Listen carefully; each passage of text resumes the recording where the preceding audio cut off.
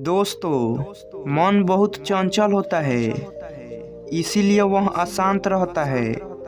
और मन में जब तक अशांति रहेगी, व्यक्ति हजारों सवालों से घिरा रहेगा। व्यक्ति को जब तक मन में चल रही सवालों के जवाब नहीं मिलेंगे, उसका मन अशांत ही रहेगा। लेकिन मुख्य प्रश्न यह है कि मन को नियंत्रित कैसे करें और मन को कैसे समझा जाए। जानिए इसके बारे में क्या कहते हैं गौतम बुद्ध। एक बार एक व्यक्ति गौतम बुद्ध के पास गया और पूछा कि मन को नियंत्रित करने का पहला चरण क्या है। बुद्ध कहते हैं, अपने मन को समझने का पहला चरण है इसके द्वारा दिए गए लालच की व्यर्थता को देखना।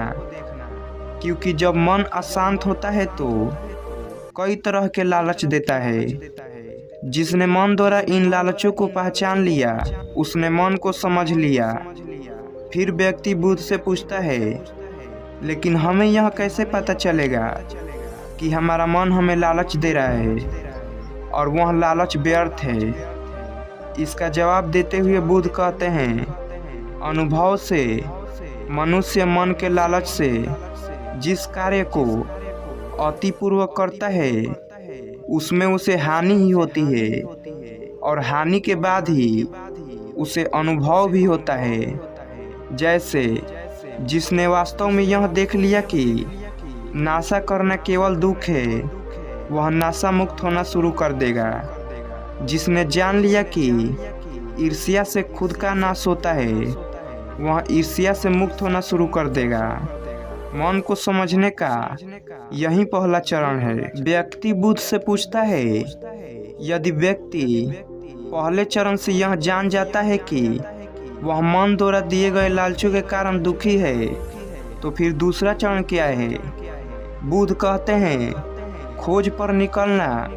दूसरे चरण के लिए ऐसे व्यक्ति की खोज पर निकलना होगा जो कि पहले ही अपने मन को जानकर इससे मुक्त हो चुका है, क्योंकि वही तुम्हारा मार्गदर्शन कर पाएगा। व्यक्ति कहता है, लेकिन ऐसे व्यक्ति की पहचान कैसे होगी। बुद्ध कहते हैं, यही तीसरा चरण है। सुनना ही अपने मन को समझने का तीसरा चरण है।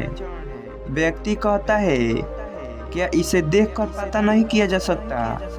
बुद्ध कहते हैं, देखने में कोई व्यक्ति बहुत शांत और अच्छा लग सकता है, लेकिन उसके मन के भीतर क्या है यह उसके शब्दों से ही पता चलता है।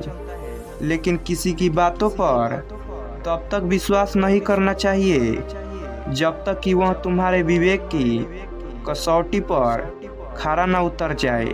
बुद्ध कहते हैं, कर्म ही मन को समझने का चौथा चरण है। खुद को जानने के लिए सही दिशा में कर्म करना जरूरी है, लेकिन कर्म करते हुए व्यक्ति हर बार दो गलतियां करता है। पहली गलती यह है कि शुरुआत ही नहीं करना, और दूसरी गलती पूरा रास्ता तय नहीं करना। इन दोनों गलतियों के पीछे हमारे मन की ही चाल होती है। व्यक्ति अपने कर्म को पूरा इसलिए नहीं कर पाता है क्योंकि वह सोचता है कि मैं कल से शुरुआत करूंगा, तो कोई यह सोचता है कि मैं असफल हो जाऊंगा। इन गलतियों का मुख्य कारण है जागरूकता की कमी।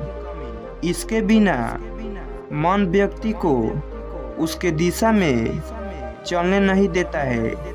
बुद्ध कहते हैं, मन को जानने और समझने का पांचवा चरण है जागरूकता। इसीलिए हर कार्य को जागरूकता के साथ करो।